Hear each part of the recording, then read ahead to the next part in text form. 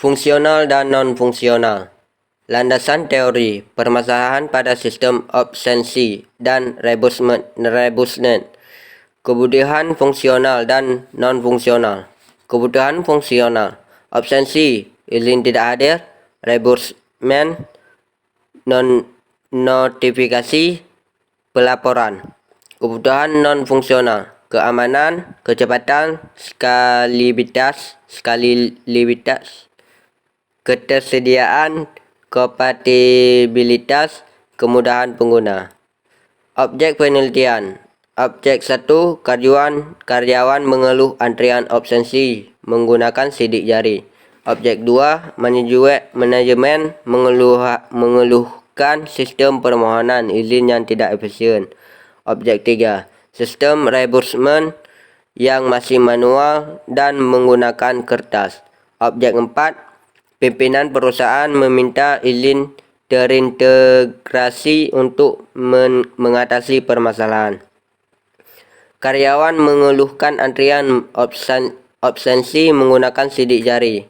Permasalahan, mesin absensi sidik jari seringkali gagal mendeteksi sidik jari beberapa karyawan.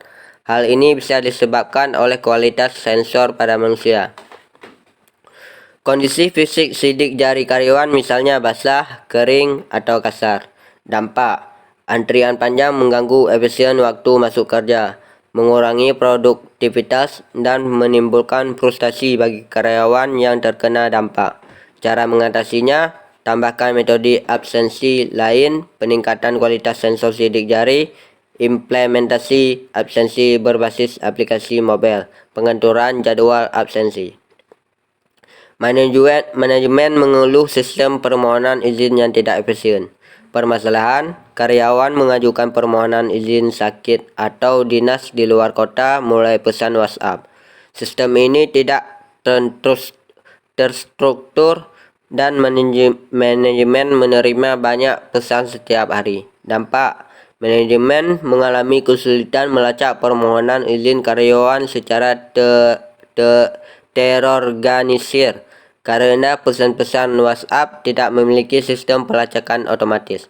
Cara mengatasinya, implementasi sistem pengajuan izin otomatis, pemberitahuan dan persetujuan otomatis, integrasi dengan kalender perusahaan. Sistem rebusment yang masih manual dan menggunakan kertas.